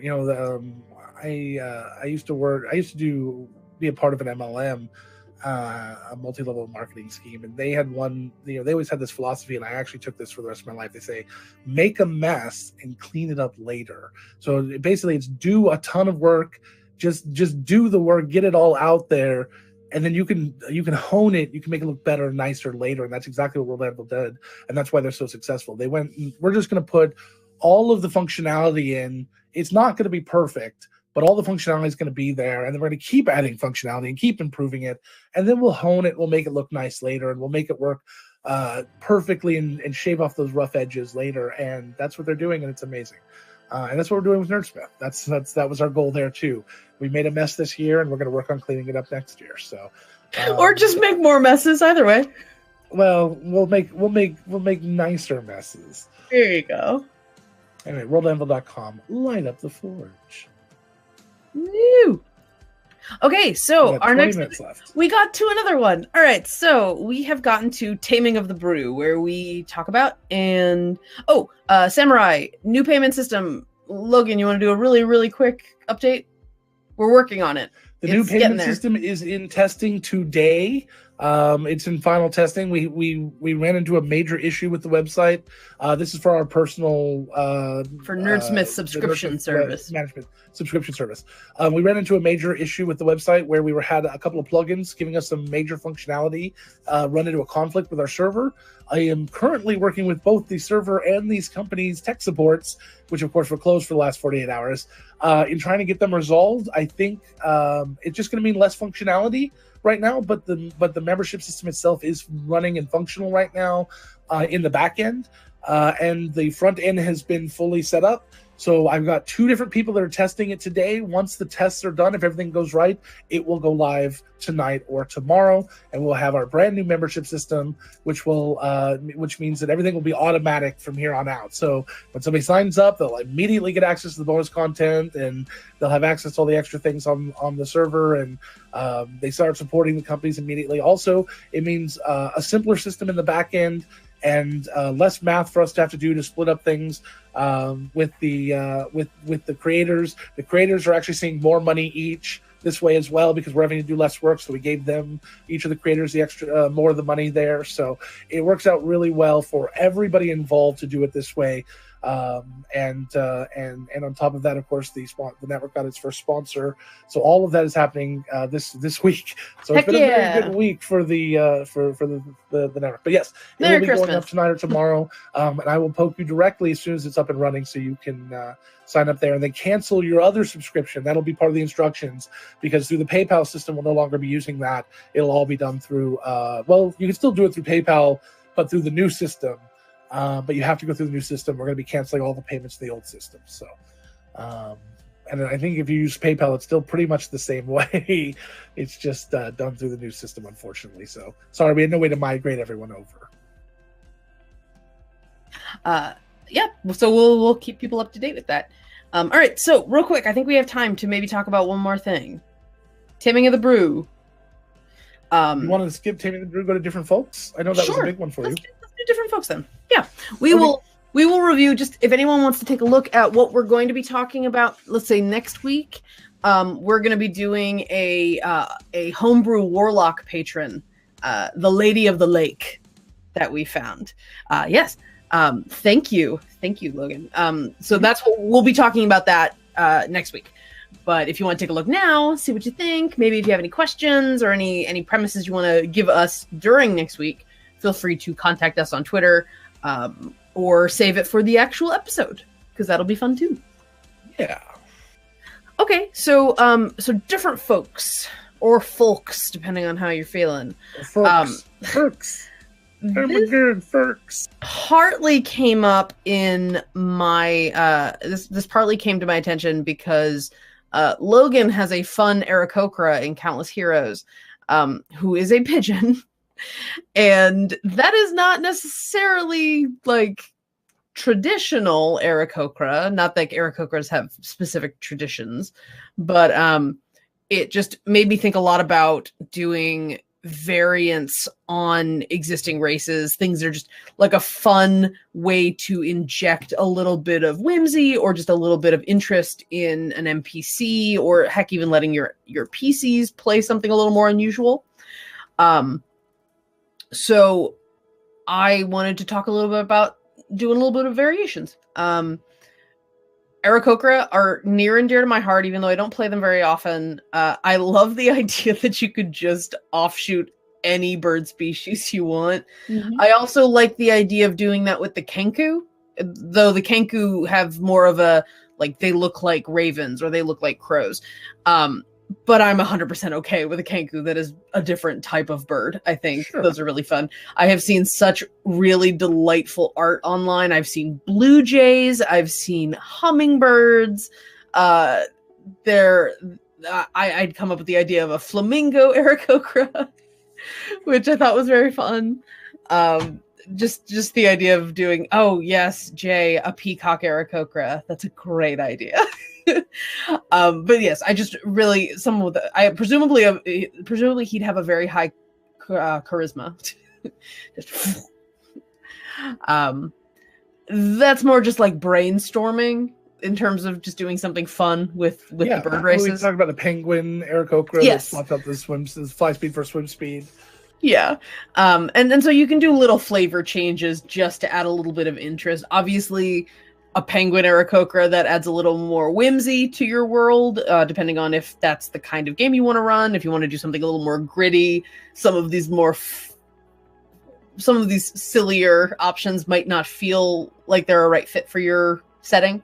But I am nothing if not amused by whimsy. So. Yeah, but I think the Countless Heroes is a good example of where you can mix that silliness along with some seriousness. It's silly initially, but when you get to the point where you're talking about bird races in general, that's a little silly. They don't all have to look perfect and badass, and you can have a pigeon, or you can have a phoenix, like I introduced. Heck yeah, it's hot, which was a lot of fun. So literally, yeah. Good example of we wanted to talk a little bit about the idea of PCs versus NPCs. I don't intrinsically have an issue with a PC playing something kind of really funky and out there, but it's a lot easier to implement as an NPC because it's like, oh, is it just a one-shot character? They show up, they go away. You realize there's a bit more breadth of experience in terms of different races. A good example of a PC though would be Pesk, our lizard folk. I like to think that her characterization shifted a little bit just in the meta side of it, because originally I didn't realize this, but then Tessa had decided that Pesk had a gecko tail, like a fat-tailed gecko, and I was like, that's adorable and completely different than what my brain said a lizard folk was. But just being like, no, if you're a lizard folk, pick a lizard, and it can be any kind of lizard. You can have an iguana, you can have a crocodile. I'm pretty sure that from the get-go she had that. I didn't realize it. I don't think it was overtly shared with everybody, which is wonderful. But she's amazing. And I like Matthew just brought up Christmas elves versus Lord of the Rings elves. Yes. But yeah. I started watching Hilda on Netflix, which is a little cartoon show. I fucking love it. It's so cute and adorable and wonderful. But they have elves that are this big, and they're invisible until you fill out the appropriate paperwork because they're obsessed with bureaucracy and contracts. And so it takes that idea of fae contracts, fae agreements, and takes it to this absurd degree where, like, one of their myths is these two families met together on a field to execute a real estate contract. And they made drafts and they signed in triplicate, and it was very dramatic. And then, like, it was like a battlefield, but instead of people, it was all crumbled up papers and red X's through things. And somebody got in trouble for only signing twice instead of in triplicate. It was a exilable offense. All right. So let's put together a new D&D world real quick. So I'm thinking the seven dwarves from Disney are dwarves. Okay. All the dwarves are one of those seven dwarves. Okay. I'm thinking those are the sub races. Those are the sub races for the dwarves. Yes, those are the sub races. Happy, sleepy, dopey, sneezy, doc. Those are your sub races. I'm thinking gnomes either have to be gnomes from David the Gnome, or they have to be underpants gnomes from South Park. Okay. Maybe those are the two options there. That's like deep gnomes versus normal gnomes. Mm-hmm. Christmas elves. What are see, there's lots of different types of Christmas elves though. Like the elves from Arthur Christmas one who wants are to be very a dentist. Different than the ones from the claymation Christmas. Than the claymation. Oh yeah, absolutely. From Rudolph. Yeah. Yes, those elves are the best elves. All right, so then you've got what other races? I'm trying to think. A lot of them don't have. Oh man, garden gnomes. That's a really good idea. Garden gnomes. They turn into stone during daytime. They got like a troll thing going. There you go. I like that. I'm just trying to think of like trolls or internet trolls. Okay. That's all there are. So then that way everybody always wants to kill them always. That just reminds me of Will's Cantata game with the I thought they were internet trolls, the ones that were spreading propaganda. Yes. That's all they do. Oh god, I don't know. Those are like the big ones that have mythology links and are in pop culture. I'm just trying to think of like not a lot of the other ones do. I mean, you could do tabaxi. I mean, we've had this conversation before about the fact that tabaxi aren't cats, and to minimize them or dehumanize them as cats is simplistic. But at the same time, I kind of like the Monster Hunter palicos, so I kind of want to make them cat-sized. I am not as big. I don't have as big of a concern, but again, I kind of give up on that one because I'm not give up. I don't plant my flag in that one because I come from a place of privilege. So, but this idea that we've done that with werewolves, the fetch with werewolves and things. I don't have a problem with if you're going to play an animal race, animalizing them a little bit. The pigeon, we make fun of Zreed as a pigeon all the time. Nobody seems to be worried about that. Hangs out as a matter on of fact, statues. I think a couple of the characters have given Zreed little what is the little bricks of seed called? I can't remember they're called. Come on, you got to give her bread. But you don't give it. No, she probably hangs out at a bakery instead of a coffee shop in the morning. I'm trying to remember what it's called. It's got a cute little name. The little bricks. Somebody help me out there. Little bricks of seeds they give bricks to of bird seed. They're I don't know. Tessa knows. There was one more variant that you and I talk about at length a little bit, but I'm happy to just pontificate a little bit rather than debating about female dwarves. There's an oddly esoteric. That's part of the thing. I 9 wrote minutes it left. We're down. going to do this now. My No, I think it's a good time. response. Go for it. I was gonna say my response to like you can argue if you want, but I feel like it's probably more productive for me to just present both sides of the thing and just be like, do what you want. So one particular Tessa wants me to fight this fight for her. One of the things that is often sort of joked about and talked about in D&D circles is female dwarves, whether or not they have beards. There are a lot of opinions on the matter. Some of them are maybe more heated than they need to be.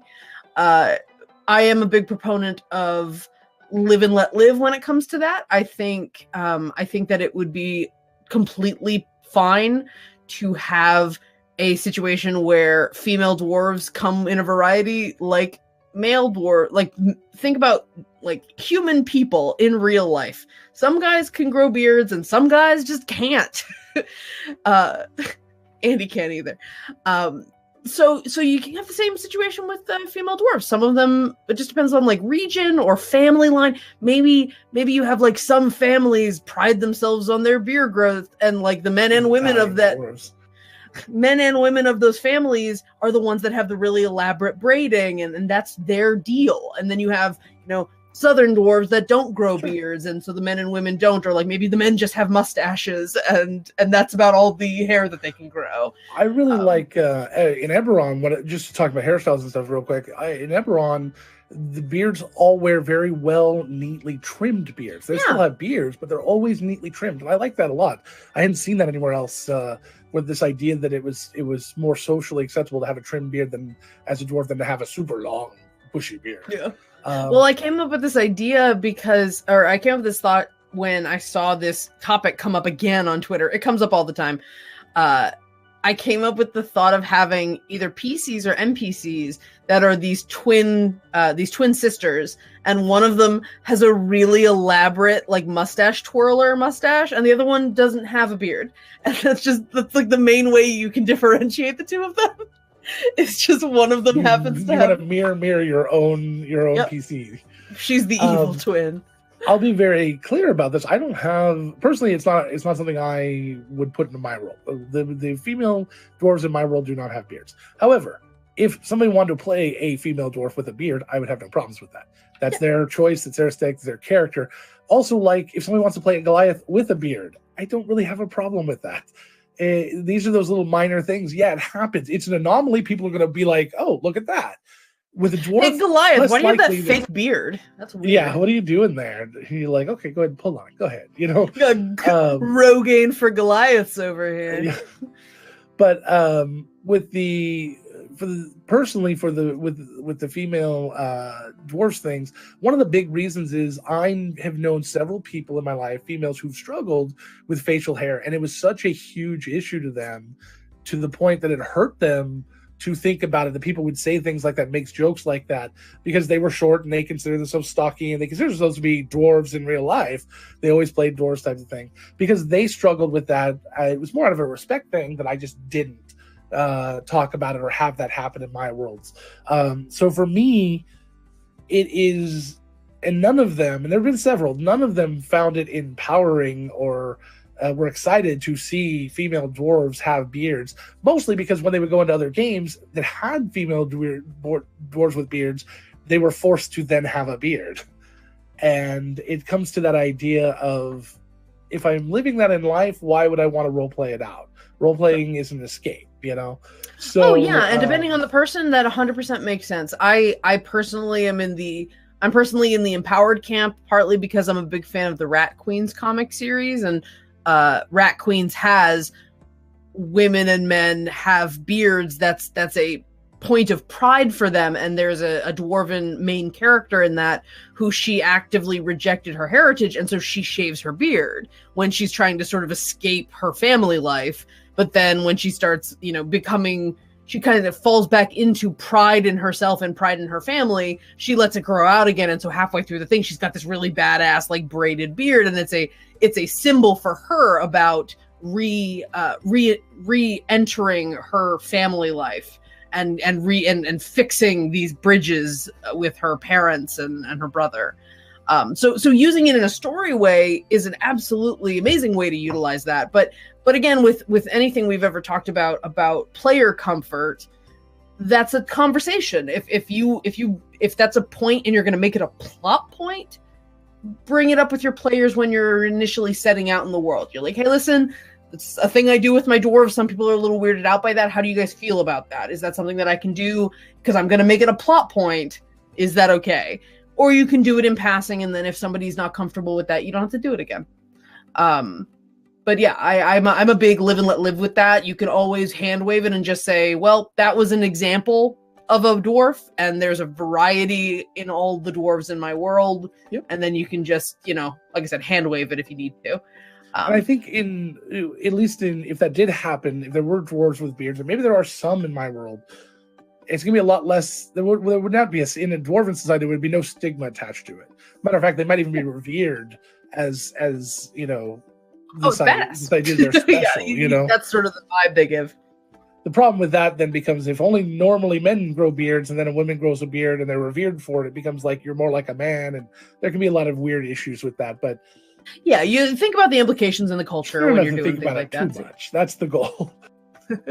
It's a fantasy world we're talking about. Put a reasonable with fantasy beards. Yeah, put a reasonable amount of thought into it to make it seem thoughtful, but don't fixate on it if you don't want to. Yeah, but also understand that if somebody does come up with a concern about it, take it seriously. Listen, be empathetic. Just nothing that we're talking about here is anything anyone needs to plant their flag in. Be like, no, I'm not moving. There's the rub. That's what always ends up happening is people plant their flags in this weirdly specific issue, and can't just like. My response to any conflict about this is do either. Don't be militant one way or the other. Just let it be malleable. And I very much used to be a DM that was very rigid and stiff because it was my game and I'm the god and blah blah blah. And I learned over the past few years that that's not a fun way to play for everyone. It worked for the group that I played with because we all understood it and we all agreed with it. But that was a very small group of people. That was the only group of people I played with. When I started branching out there, I realized I wouldn't want to be restricted in those ways. If it was the opposite was true. So there's just times when it's just not necessary to plant your flag and just stick to it. Be flexible. Let people do what they want. In the grand scheme of things, it's about having fun. Let them try new things. So if you have any questions or anything you want us to tackle or talk about, or gaming social issues you'd like us to comment on, or you have a homebrew that you'd like us to take a look at that's out there, just tweet at us at Discover RPG Show, or you can email us at drpg@nerdsmith.org, or you can say something right here. And in the end, and then next week we might use your question or whatever. Also, please thank you. Tell your friends about the show. Let them know how much fun you're having. Let them know to watch the replays. And hopefully we will grow this audience like crazy next year, and we'll grow the network, and we will continue to bring you this quality entertainment. Yeah, it's quality. Totally quality. Look at our beautiful frame. Our frame itself says quality. Speaking of our frame, you can also DM us on our Twitter handles that are in our frame. So yes, that's our tweetables. Our tweetables are right below. Tweetables just sounds right like there. Tweetables sounds like your like unmentionables. There are tweetables. No, it sounds like your social media, but you're doing social media, but you're also eating special brownies. Tweetables. Tweetables does sound like a snack food. Yes, it does. It's a tweetable. They're bird-shaped brownies. Ooh. Blue bird-shaped brownies. You're welcome. You're welcome. Twitter headquarters in Colorado. That's Little Debbie next year's going to come out with tweetables, and we're going to be in trouble. Damn it! It's on the internet. We were first. It's our idea. All right, so we're going to take all of the things we did not... Oh, yes, Logan changed his Twitter handle. We need to fix the frame. Logan can be found at devious underscore this is the old frame. I fixed it for the Ben show, and then I did not put it back. It was fixed. I apologize. Yes, mine is now at devious underscore Muppet. So I apologize about that. It is changed. Sorry, I will get that fixed. I did change it for Ben's show, and then we went back to this one. Oh no, so, my bad. No, it's fine. We will do our darndest to make sure. Only because I didn't want people to think that this show was just mine. It originally was going to be just mine, but then I realized I'd work much better. Kicked the door in. No, I work so much. It's a better show because Angela's here. Much better, like 80% better. You can go watch some of the old 20-sided DM if you want to see what the show would have been like without her. So we will take anything on our session plan that we didn't get to today, and we will kick it to next week. And you'll get to. We'll try. Most likely, likely it'll go on next week. But if we come up with better stuff, it might get kicked. We've done that a couple times. Yeah, I was gonna say what was it? Chicken of the Sea was 3 weeks on session plan board. Thank you guys again so much. We are all done for us. That's it. That's it for us. We're all done. That's a better way of saying. Thank you guys so much. I used all my words. They're gone now. I'm done. Yep. My grammar is done. Okay, so thank you guys so much for helping us hit 400 followers. That's amazing. And we know that they're not all for us. We know that many of them are for Countless Heroes, but we still appreciate them anyway. Dance party. Is there any interest in a raid, Logan? Or are we just gonna wrap up? We're just gonna wrap up. I don't have time to go through it. I've got other stuff I gotta do. Sorry, guys. Right. We will do a raid next time. I promise. Just usually our goal is if we're over 20 viewers, we'll do a raid. So hopefully we can get to 20 next week. You guys really want a raid? Is that it? Fennec, why don't you find somebody to raid? Fennec, you can do a raid. I think you can do it as a mod if you're gonna go find someone to raid real quick. Ooh. So you can be prepping at the end of these sessions. That's true. So yeah, thank you guys so much for joining us. And my only request for the new year is that you are good to each other. That is very important. Yes, to me. Please be good to each other. Be awesome to each other. Share your favorite artists. We are getting into a world where the only way for people of our generation and lower to make money is through these types of endeavors. This is the way to get ahead, unfortunately, now. The traditional ways just don't work anymore. Trust me, I've been doing it for 20 years. It doesn't work. It's a struggle. So we decided to try something new and get, become a part of this and the larger community and bring everyone together. And our only goal is to help other people do the same. With the network, our goal is to help people make a living. We don't want to become rich on this. We just want to make a living. We want to be able to do this as our job, bring entertainment, and help other people bring their entertainments to the world. And we are very happy you've joined us. Thank you all so much. Yes, we're so very, very happy. Then why is Fennec typing if Fennec is driving? Goodness we are going gracious. To have a talk. Everyone, we need a shame button. Nobody's. It's only for use when you're texting and driving. Hold on. And don't take the time to text. You're sorry, Fennec. Keep driving. You know what, Denny? This is Denny Deliance. We'll go and rate him. He is a buddy of mine. He is a video gamer, but he is a huge proponent, a huge supporter of the show. So we're gonna go and rate him real quick. Come along with us. And we will go say hi to Denny. Real nice guy. Hopefully, I'm going to talk with him, and maybe he and I will start doing some my Devious Muppet RPG, my Devious Muppet stuff. There's a lot of 2-player games out there I want to play, and I wanted to poke him about that. So now's a good time. So give the follows. Thank you guys. Tell everyone about us. Our big goal next year, we're going to hope to hit 1,000 followers on the channel is going to be our 2019 goal. We're going to add at least one more show, possibly 2, and just become amazing. And maybe by the end of next year, wrap up Countless Heroes. Those are all our big goals. Oh God. So we got a long way to go on that, though. Alrighty, guys. Thank you again so much. We love you all, and let's go ahead and do this raid. Bye.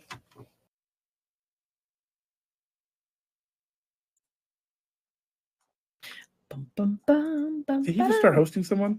He just ended. Aw, damn it.